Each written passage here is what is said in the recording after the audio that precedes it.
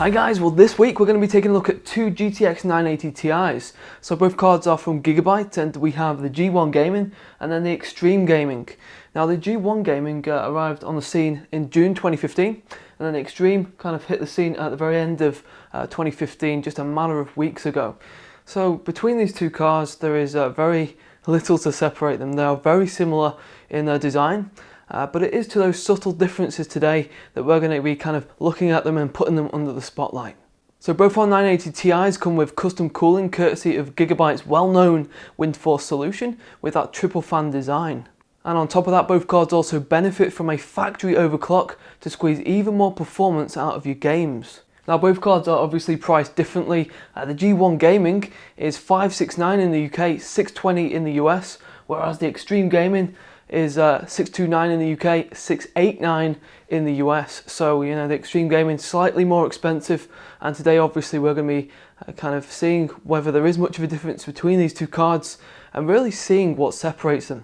So let's crack on. Okay, and here are both our cards, and just from an initial look there actually isn't very much to separate the two offerings. Both the G1 and the Xtreme use that triple fan WindForce cooling system, which should provide us with low noise and low temperatures. And we're going to look at both coolers in detail a bit later on when we detach them from the cards.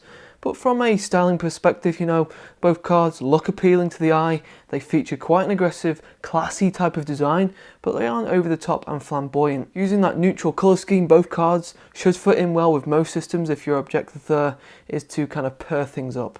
Now that Xtreme is marginally bigger than the G1, that shroud there sits higher, increasing the height and the width. So it's important for us to have a look at the dimensions of both the cards, as they may not fit inside some computer cases. So for the G1 we've got 298mm in length, 108mm for the width, and then 41mm for the height. While the Xtreme, that is 289mm in length, 118mm in width, and 50mm in height. Now both our cards take the reference settings of a vanilla GTX 980 Ti, and they give us a boost. So under the G1 we've got a base clock there of 1190, which boosts up to 1291, and then a memory clock of 7010 MHz. And then under the Xtreme, a base clock of 1216, which boosts up to 1317, and then the memory clock of 7200 MHz. And both our cards come with 6GB of GDDR5, they are DirectX 12 ready and PCI Express 3.0 compliant. So with a factory overclock applied, that means you're going to be able to reap better performance in game compared to a stock 980 Ti. And later on we're going to have a look at if we can overclock these cards even further. Okay, both cards are going to occupy two spaces on your board and your case, so just make sure you've got enough space there. And on these back panels here, we've got a generous selection of ports, all of which are gold plated. So included on the G1, we've got dual DVI, each giving you there up to 3K, triple DisplayPort 1.2s, each giving you 4K at 60Hz, and one HDMI 2.0, which provides you with 4K at 60Hz. And then over with the Xtreme, we've got a single DVI-I that gives you 3K, triple DisplayPort 1.2s giving you 4K at 60Hz, and one HDMI 2.0 which provides you with 4K at 60Hz as well. So the G1 provides you with that extra DVI port, but both cards there give you plenty of choice, plenty of flexibility if you're going to go multi-screen. Onto the power requirements, both cards demand 8+8 pin from the power supply and 600 watts as a minimum. Now the reference 980 Ti uses a 6+8 pin configuration, so that extra power there imposed on these cards is necessary since we've got the extra features, the customized components, and of course those factory overclocks. Now on the Xtreme we have the added bonus of those power ports having LEDs to indicate whether or not the power is working and is correctly plugged in. So you get a flashing LED for no connection and a solid LED if everything is okay. Right next to the power ports and part of that metal shroud we have the WindForce emblem, which glows when both cards are powered up. And on both cards there we can modify the colour of that WindForce logo. On the G1 we have silent and stop LEDs, and on the Xtreme, fan stop. So when either card sits in light load and under a set temperature, the fans will stop spinning and the cards will operate in a passive state. And these logos here will glow to signify this. Now the Xtreme benefits from LEDs which sit just behind the blades on the fans, so this adds a really nice effect to the card and your system. And those colours there, as with the WindForce branding, can be customised through the OC Guru software. And since we're talking RGB LEDs, we have access there to 16.8 million colours, and you can modify the style and the speed. And as you can see there, the colour cycle mode is currently active, so that passes through a series of different tones. Now, further on from the WindForce logo there on both cards, we have of course that customary multi-SLI for combining more than one card. If we just flip both cards over, on the reverse there we've got that steel backplate which prevents the PCB from flexing and also protects the components from getting knocked. And you can see various cutouts on that backplate there which provides the components with some additional ventilation. Now the Xtreme has an extra bit of functionality which will accommodate those of you who are perhaps pursuing overclocking stardom. So we have an Xtreme button which activates LN2 mode and it loads a built-in BIOS. And there is also an extra 6-pin power there to supply even more juice to the cards for overclocking purposes. And that connector there only becomes active once the button is pressed. Right guys, well we've taken both WindForce heatsinks off the G1 and the Xtreme so that we can take a bit of a closer look at the cooling solutions and of course the boards themselves. So the basis for the WindForce design is that we have this heatsink here which comprises of aluminium fins and then 5 8mm and 1 6mm composite copper heat pipes. And over on the other side we have that triple fan configuration too, and now with both cards Gigabyte are using a special triangle design at the end of the fans which they claim will supply 23% more airflow. And the great thing is that these fans will stop spinning under light load to reduce the overall noise. And we've already tested out the 970 which has the same cooler and you know, it is significantly quiet. But later on we're going to demonstrate how quiet these fans are and of course what the cooling performance is like. Now having that cooler detached means that we can take a look at the PCBs.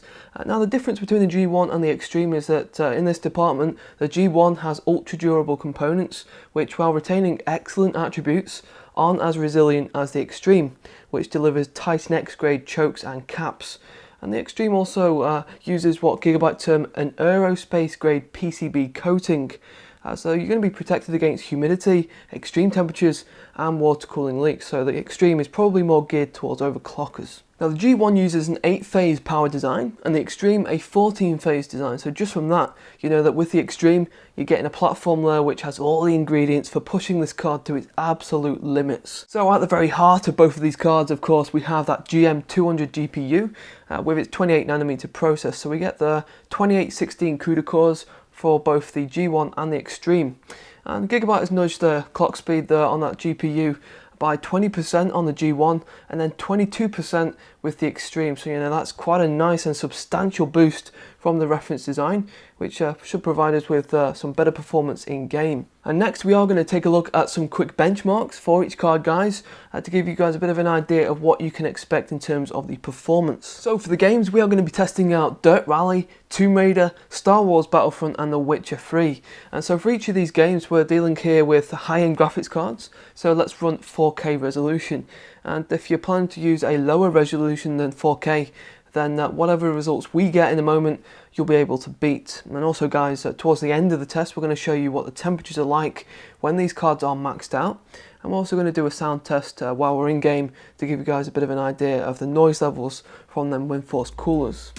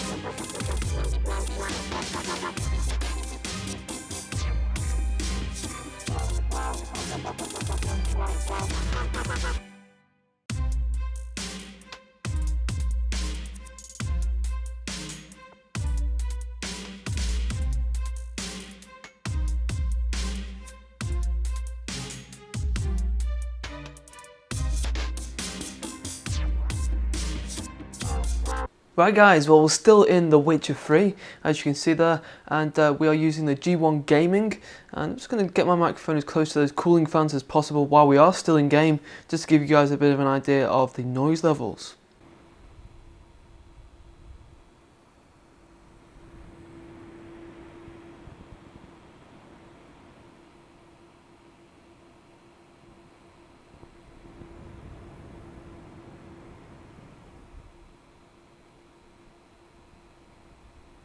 Okay, and if we just come out of the game,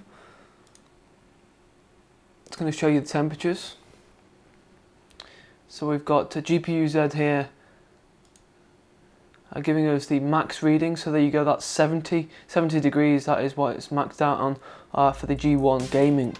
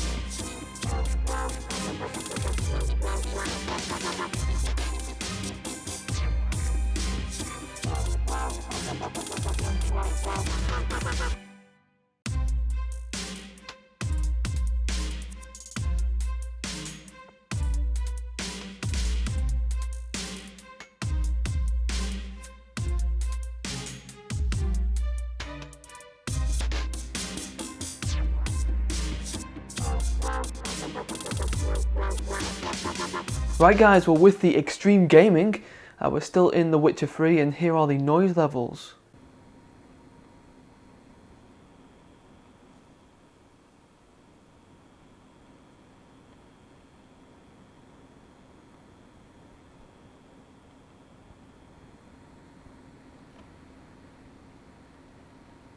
Okay, and if we just come out of the game, I'm just going to show you what the temperatures are like with GPU Z again and the max sensor.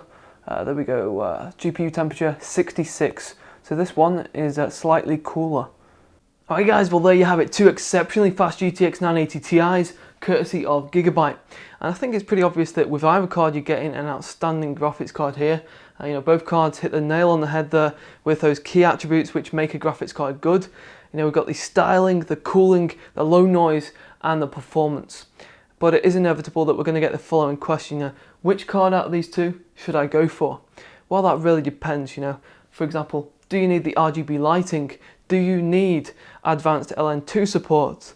Will you be overclocking beyond the factory overclock?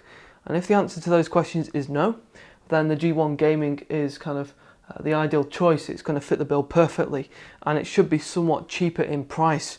But if the difference in price between these two cards is marginal, then I would grab the Xtreme without a doubt, because I actually personally really like that RGB lighting that this card brings and those other features and the perks that it offers.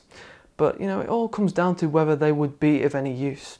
Now guys, if you want to know what these two cards can handle in terms of 3 and 4K resolutions, different games, and please head over to the full review over on Vortez.net. The link is going to be on the screen and in the description very, very soon. So that is pretty much it for me today guys. Thanks for taking the time out to watch. If you did enjoy this video, please hit that like button and spread the word by sharing this video. If you did want to see more of our videos, then be sure to subscribe so that you don't miss any future stuff. Take care of yourself and I'll see you guys next Friday.